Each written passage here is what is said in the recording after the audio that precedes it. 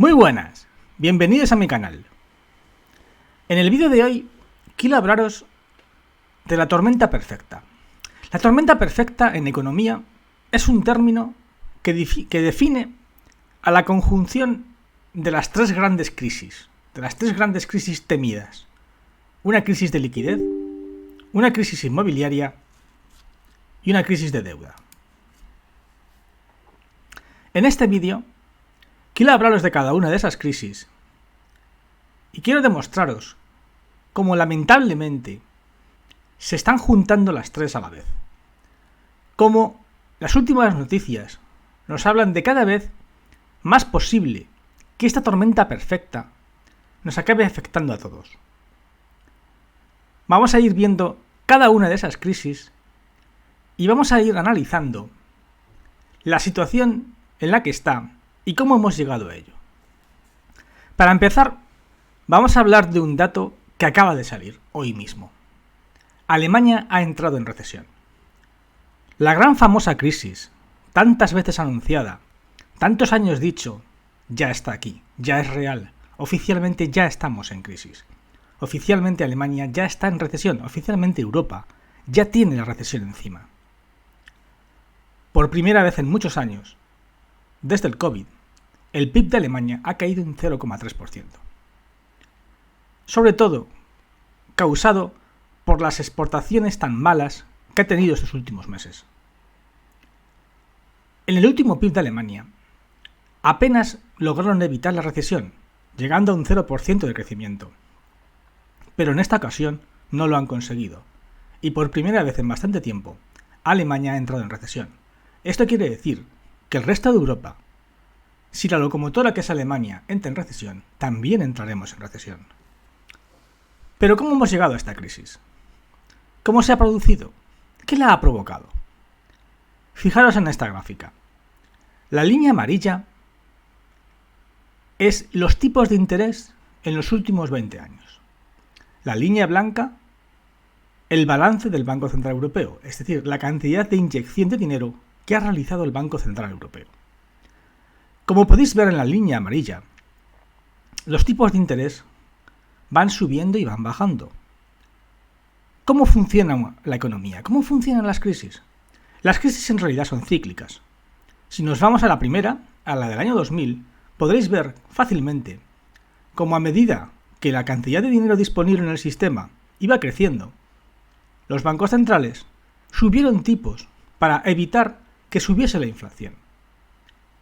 Llegó un momento, en el año 2000, que pararon de subir tipos, y en el momento en el que pararon, poco tiempo después, se produjo la crisis y los bancos centrales bajaron tipos. Esto es algo normal que ocurre en todas las crisis. Lo que pasa es que la economía sube, se produce una mejora en la economía, se produce más dinero, más liquidez, se produce más inflación. Los bancos reaccionan, cortan la inflación, cortan la liquidez, provocan pérdidas en las empresas, se produce un crash económico y inmediatamente después, y con mucha fuerza, los bancos centrales bajan tipos.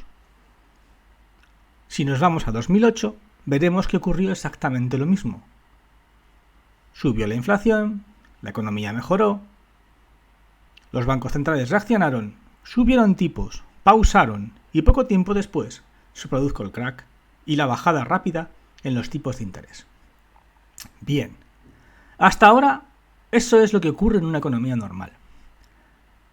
Pero los bancos centrales europeos, después de la crisis de 2008, decidieron gripar la economía. Decidieron hacer trampas. Y lo que hicieron fue bajar los tipos a interés negativo. Lo podéis ver en la línea amarilla. Hasta ese momento, los tipos no solían estar muy por debajo del 2%, pero después de la crisis de 2008, los bancos centrales lo bajaron a tipos negativos. Al bajarlo a tipos negativos, provocaron una masiva inyección de dinero, una masiva inyección de liquidez, la línea blanca. Como podéis ver, esta masiva inyección de liquidez fue brutal, superando en cientos de veces a la inyección de liquidez que había, por ejemplo, en el 2000 o en el 2008. Sobre todo, a partir del COVID, multiplicaron por 2 esta inyección, llevando al balance central europeo a los 8,8 millones de euros. tanto dinero, tanta salvajada de dinero, provocó que la inflación se disparara mucho más que en las anteriores crisis de 2000 o 2008. Al ser la inflación tan alta, al llegar a la inflación, por ejemplo, en los alimentos al 17% en España, provocó que el Banco Central Europeo y el resto de bancos centrales reaccionaran con rapidez y subieran los tipos de la forma más agresiva que habían subido los tipos en anteriores crisis. Lo podéis ver en la línea amarilla. Si comparáis la subida agresiva de la línea amarilla al final de la gráfica con la subida de la línea amarilla en las anteriores crisis, podréis ver que es mucho más grande y mucho más empinada. Esto es la realidad de lo que está provocando la crisis actual. Al subir de forma tan agresiva los tipos de interés, provocas una salida masiva de dinero. Y como nunca había habido tanto dinero en el mercado, esta salida masiva de dinero estrangula la economía. Podéis verlo mejor en esta gráfica. No solamente subieron el tipo del Banco Central Europeo, lo subieron tipos todos los bancos centrales. Como veis, la agresiva subida no solamente pasó en Europa, ha pasado en Reino Unido, ha pasado en Estados Unidos y también ha pasado en Europa. Incluso Estados Unidos ha subido los tipos mucho más altos de los que lo subió el Banco Central Europeo. Esto es el dinero en circulación. Esto es la línea azul, es el M2. Ya he hablado del M2 en otros vídeos. El M2 es el dinero en circulación, más los depósitos y más otros activos. Esto es el M2 en 70 años. Si tú miras el M2 en 70 años y te vas al final de la gráfica, verás algo extraño, algo raro. Durante todos estos años, durante los últimos 50-60 años, el M2 iba subiendo e iba bajando. Podéis ver bajadas del M2 en la crisis de los años 70, la crisis del petróleo de los años 70. Podéis ver bajadas del M2 en la crisis de principios de los 90, que algunos recordaréis. Podéis ver bajadas del M2 en la crisis del 2000, en la crisis del 2008. Pero lo que no habréis visto nunca es una bajada del M2 tan salvaje y tan brutal como en la crisis actual, provocando que dejen ridículo a cualquiera de las otras bajadas. La razón es que hasta ahora, hasta esta crisis, el dinero en circulación nunca fue tan grande, nunca llegó a ese 25% que ha llegado cuando el COVID. Y por esta razón, por la salvajada de dinero que se ha puesto en circulación, se ha producido esta desaparición tan brutal de dinero en esta crisis. Cuando el dinero desaparece, lo que se provoca es una evaporación en los depósitos bancarios. Como todos sabéis, en marzo han quebrado algunos bancos, y ahora hace poquito en abril. Sobre todo han quebrado porque sus clientes han huido de estos bancos y se han llevado todo el dinero a otros bancos o a otros activos que les den más interés. Esto es algo que ocurre cuando tú subes tipos. Cuando tú subes tipos, los bancos tienen dos opciones. O dan más intereses a sus clientes y consiguen retenerles para que no se vayan a otros sitios. O al final, si no son capaces de hacerlo, bien porque no tienen capacidad de activos o bien porque no tienen suficiente músculo, acaban perdiendo ese dinero. Esto es lo que le ocurrió a los bancos regionales de Estados Unidos. Los bancos regionales de Estados Unidos no pudieron retener a sus clientes y el depósito y sus depósitos cayeron a plomo. Esto también, lógicamente, es consecuencia de la caída de dinero que hemos visto en la anterior gráfica.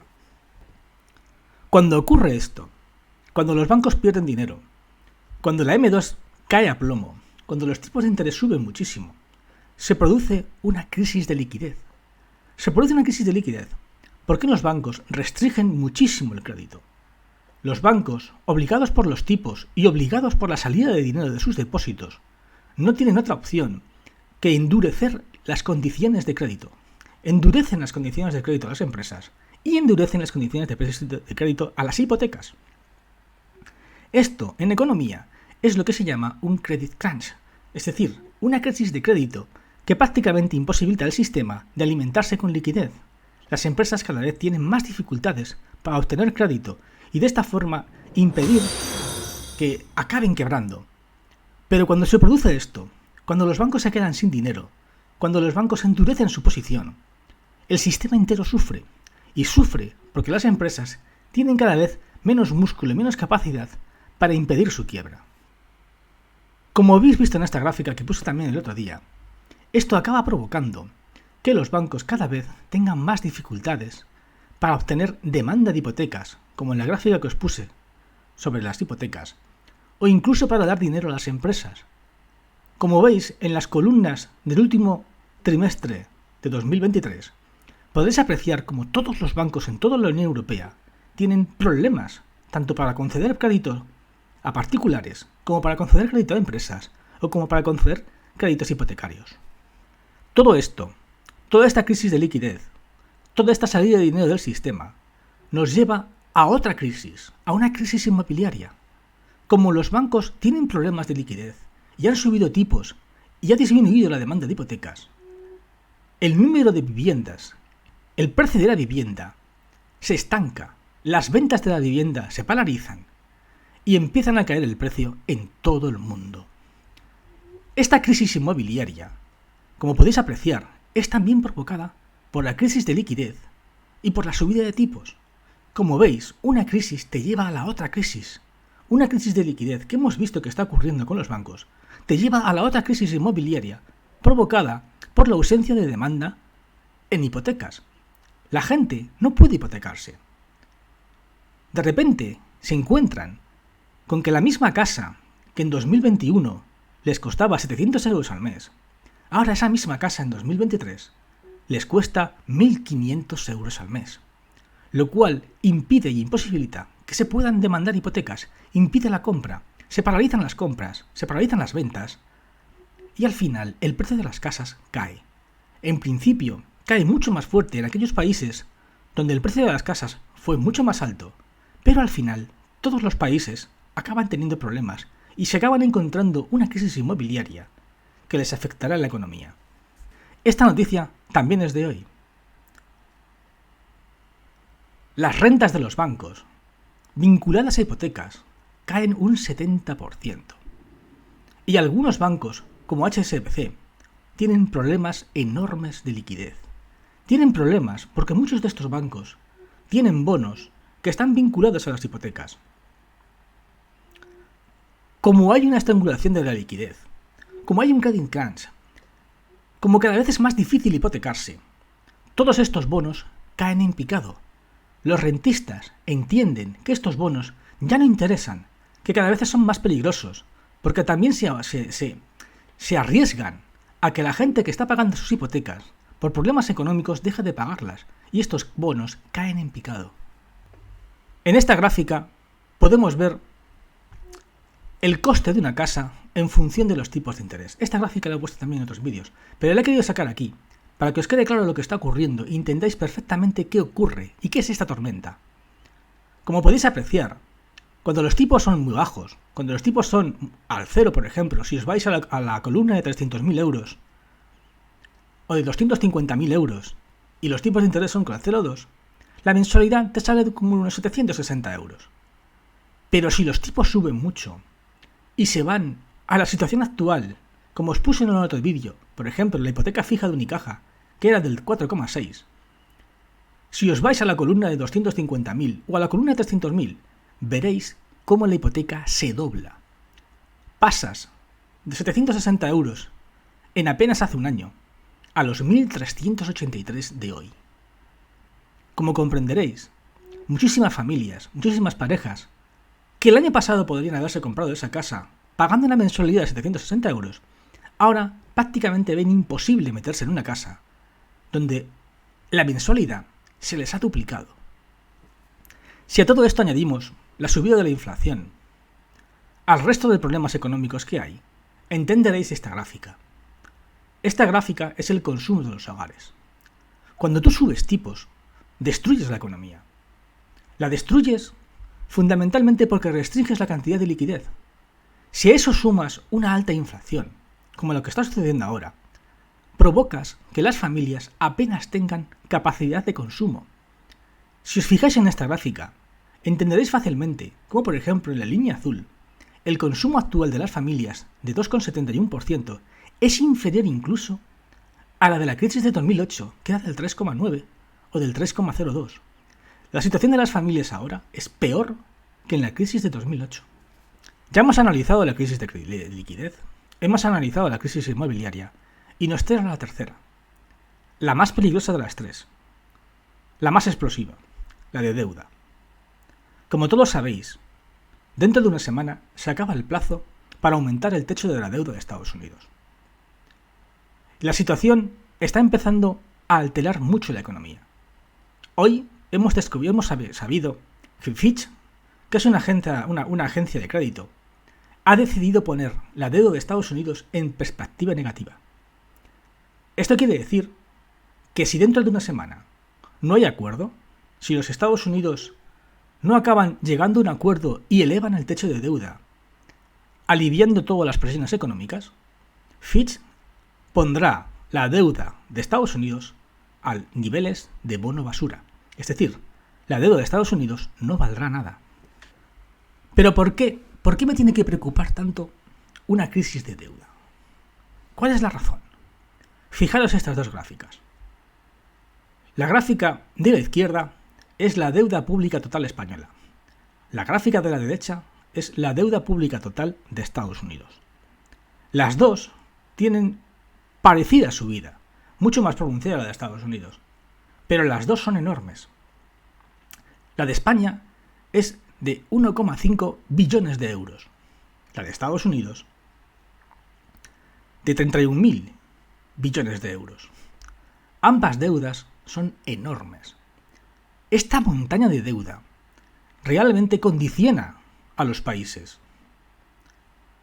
Cuando los tipos de interés son muy bajos o negativos, la deuda no es un problema, ya que, al ser intereses negativos, los países no tienen apenas que devolver nada, o incluso devuelven de forma negativa, es decir, les pagan los que les compran deuda.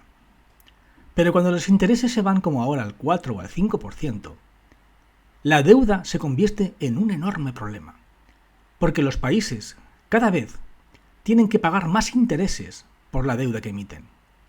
Y esto provoca un sistema que se retroalimenta. A más intereses tienes que pagar, menos capacidad de pago tienes y más deuda tienes que pedir, con lo cual, a medida que va pasando el tiempo, tienes que aumentar la cantidad de deuda disponible, la cantidad de deuda emitida. Esto acaba provocando reticencia en los inversores. Los inversores cada vez se fían menos de ti. Al fiarse menos de ti, cada vez te piden más intereses y cada vez a ti te cuesta más pagar la deuda. Esto es lo que normalmente habéis escuchado en la televisión, como el tema de la prima de riesgo. A medida que la situación empeora, a medida que los inversores se fían menos, tu prima de riesgo sube más.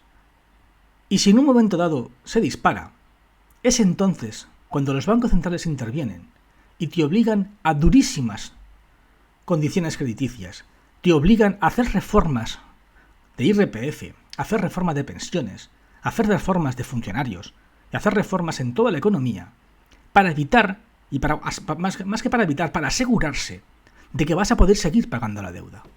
Esto es la Casa Blanca. La Casa Blanca hace poco dijo que si dentro de una semana no hay acuerdo, la bolsa se desplomaría un 45%, habría 8 millones de desempleados y la economía se derrumbaría. No son palabras mías, son palabras de la Casa Blanca. Y esto es en caso de que no se llegue a un acuerdo con la deuda dentro de tan solo una semana. El miedo en el mercado ha empezado a hacer mella. La deuda a 21 días del Tesoro americano se ha disparado a más del 6%. Esta incertidumbre está llevando a las bolsas a empezar a tener caídas. Caídas que de no llegar a un acuerdo en la deuda acabará haciéndose cada vez más evidentes y que la semana que viene, si al final no hay acuerdo, es más que probable que acabéis viendo un crack económico en la bolsa. Estos son los seguros de impago a un año de Estados Unidos. Como veis, están disparados. Nunca han estado tan altos, en ninguna crisis anterior de deuda. Las crisis del techo de deuda se han ido sucediendo en los últimos años. Siempre republicanos y demócratas acaban teniendo encontronazos y no se ponen de acuerdo en elevar el techo de deuda. Pero jamás, en todos estos últimos años, los seguros de impago, los CDS, se dispararon a las cuotas de hoy. Las cuotas de hoy están llegando a alcanzar los 180 puntos. Triplican o cuadriplican, por ejemplo, el anterior problema de crisis de deuda del techo de deuda de Estados Unidos de 2011, cuando, recordad, la bolsa cayó un 20% y las calificaciones de la deuda americana pasaron del AAA a AA. Pues bien, la situación de hoy es 3 veces peor que en aquella crisis. Pero si todo está tan mal, ¿por qué la bolsa no se desploma? ¿Cuál es la razón? Si estamos viendo todos estos datos, toda esta salida masiva de dinero, la bolsa tendría que estar en los suelos, pero en cambio no lo está. ¿Por qué? ¿Qué ocurre? ¿Qué está manteniendo la bolsa? Los bancos centrales. Fijaros bien esta gráfica. Esto es el balance del Banco Central Americano, de la Fed. Cuando ocurrió en marzo la crisis bancaria de Silicon Valley Bank, lo que hizo la Fed fue realizar una inyección masiva de dinero. Lo tenéis claramente puesto, la línea roja, como pega un subidón a partir de marzo. La bolsa no es más que liquidez. La bolsa de valores de los Estados Unidos en realidad se alimenta de liquidez. Y toda esta liquidez que prestó la Fed acabó en la bolsa. Es esta la razón que, en mi opinión, mantiene artificialmente la bolsa. Las inyecciones masivas de liquidez. Pero si nos vamos a una crisis de deuda y el Tesoro americano no puede inyectar dinero, no podrá mantener el nivel de bolsa y la bolsa se desplomará. Bien, ¿qué quiero decir con este vídeo? He querido enlazar un poco todas las gráficas que han ido saliendo en mis otros vídeos. He querido enlazar cada una de las situaciones para que podáis entender qué está ocurriendo, qué es lo que ocurre de verdad y a quién nos estamos enfrentando. Porque la realidad es que nos estamos enfrentando a lo que económicamente se llama la tormenta perfecta. Una tormenta perfecta en la cual confluyen las 3 grandes crisis. Una crisis de liquidez, provocada por la subida de tipos y por los problemas bancarios. Una crisis inmobiliaria, provocada por la falta de demanda de hipotecas y por la caída del precio de la hipoteca, de las casas. Y una crisis de deuda, que es la peor de todas, y en la que podemos entrar de lleno si republicanos y demócratas no entierran sus diferencias y deciden llevarnos a todos a un problema particular, haciéndole un problema global y llevando a un crack en la bolsa. Espero te haya gustado este vídeo. Ahora, como siempre, pasamos a las preguntas. El relato de los políticos españoles es pagar lo que haga falta por pensiones, educación, salud y no van a entender ni aceptar recortes. El problema es que no somos independientes. Si lo fuéramos independientes tendrías razón, pero es que no lo somos. Somos completamente dependientes. España, el político de turno que gobierna España, va a hacer lo que le digan que tenga que hacer. Si el Banco Central Europeo ve un riesgo en la deuda española, ve un riesgo en el pago de nuestra deuda, lo primero que va a hacer es obligarnos, como en 2012, la reforma de Rajoy, obligarnos a pagar la deuda. Eso lo va a hacer.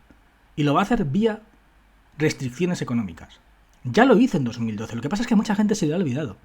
Hasta la reforma de Rajoy, si te despedían, por ejemplo, tú tenías 45 días y 2 años de sueldo. Ahora tienes 20 días o 33 en el mejor de los casos y solo 1 año de sueldo. Esto fue imposición de la Unión Europea. Decir que no lo pueden volver a hacer es absurdo. Pregúntale a los funcionarios. Muchos funcionarios vieron cómo les bajaban un 5% su sueldo. También se nos ha olvidado esto. Pero si la Unión Europea retuerce el brazo, si la Unión Europea te obliga a durísimas condiciones de financiación, ten por seguro que el político de turno, quiera o no quiera, tendrá que hacerlo. ¿Es una buena época para invertir si tienes capital? Por supuesto. Mucha gente me dice, es que todos tus vídeos son negativos. Depende. Hay mucha gente que tiene refugiado su dinero y que le gustan mis vídeos porque piensan que si tengo razón y esto acaba en una gran crisis económica, ellos van a hacerse ricos invirtiendo en dinero que va a estar mucho más bajo en su valor.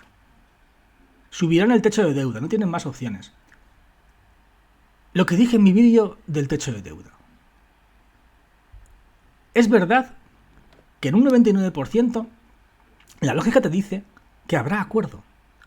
Pero también es verdad que el enfrentamiento entre ambos bandos está llegando a un nivel tan alto que a mí no me extrañaría nada, no quedaría súper sorprendido si deciden ir a máximos, si deciden ir a una confrontación total, si por ejemplo los republicanos deciden que una crisis de deuda les puede beneficiar porque puede hacer tambalear el gobierno de Biden.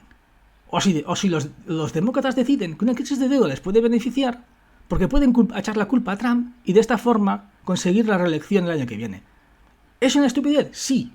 Pero como hay posibilidades, como todavía hay posibilidades, yo sigo pensando que a mí, que el 1 de junio esto siguiera igual, no me extrañaría. Jesús, ¿qué ocurriría si finalmente ocurre lo menos pensado y que no se aumente el techo de deuda? Ya que ellos saben lo que van a hacer. Pueden ir por delante y sacar beneficios que nadie calculaba. Claro, no sabemos cuál es la jugada. Yo lo desconozco. No tengo tanto conocimiento, no tengo tanta información. No sabemos qué hay detrás. No sabemos qué intereses puede haber. O a lo mejor ellos ya tienen totalmente calculado lo que va a ocurrir. A lo mejor sí que deciden que les interesa un default y ver qué ocurre. No lo sé, es que no lo sé. Es que hay mucha incertidumbre en todo esto.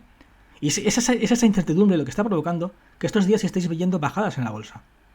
Bajadas en la bolsa, lo de Fish hoy, no sé, muchas cosas raras. Vamos a ver qué ocurre la semana que viene.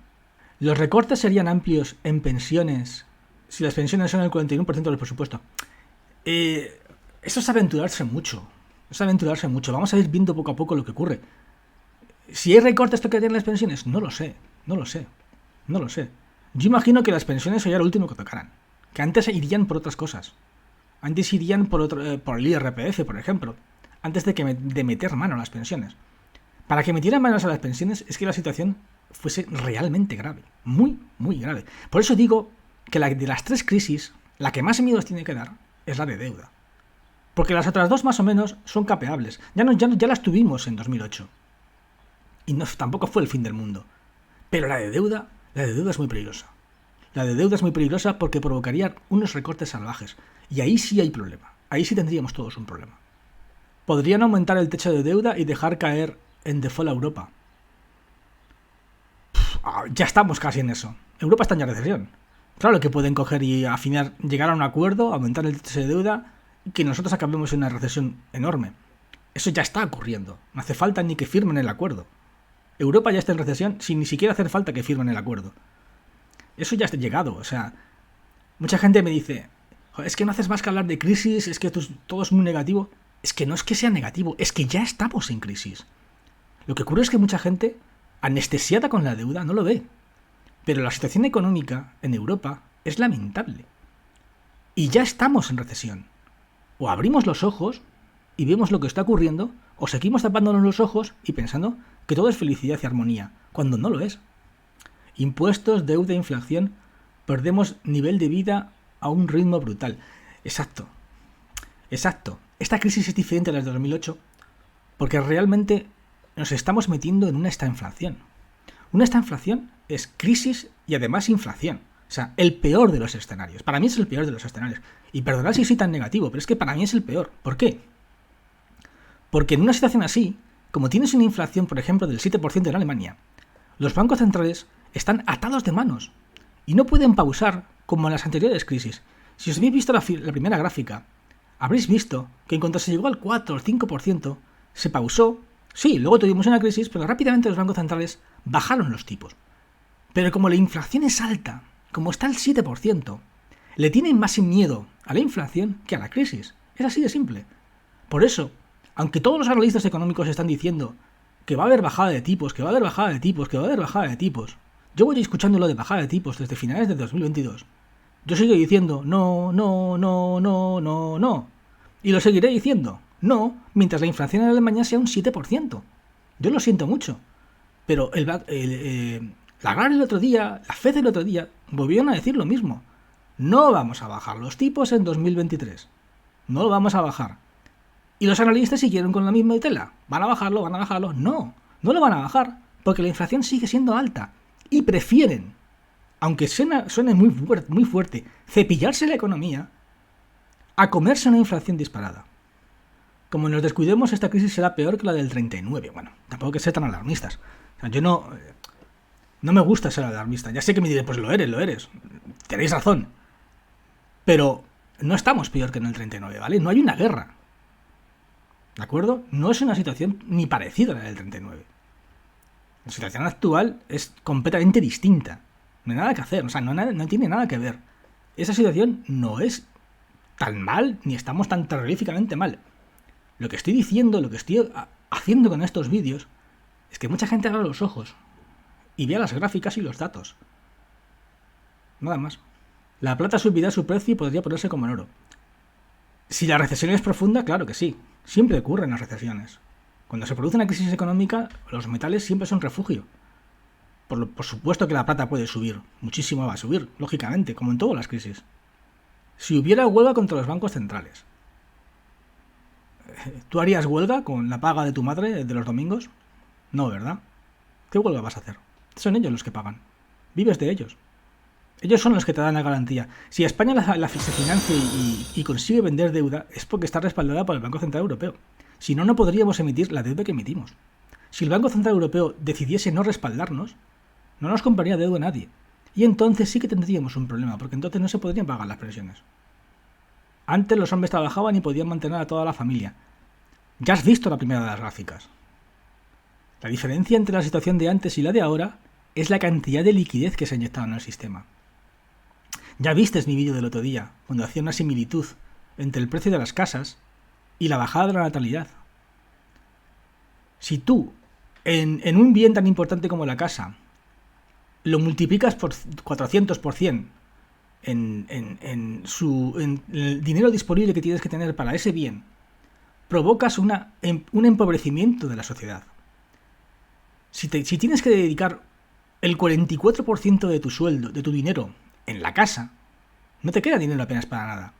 Eso es lo que está ocurriendo. Antes, una familia dedicaba a lo mejor el 15 o el 20, como mucho el 20% del dinero en la casa. Te quedaba el otro 80%. Y tu abuelo, como has dicho ahí, podía mantener a la familia sin ningún problema. Y solo con el sueldo de tu abuelo. Pero cuando tienes que dedicar el 45 o el 50% de tu sueldo a la vivienda, ya no puedes mantener tú solo con tu sueldo a la familia. Necesitas tu sueldo y el sueldo de tu mujer, o el sueldo de tu pareja. Con lo cual, el dinero que entra en la familia es mucho menor.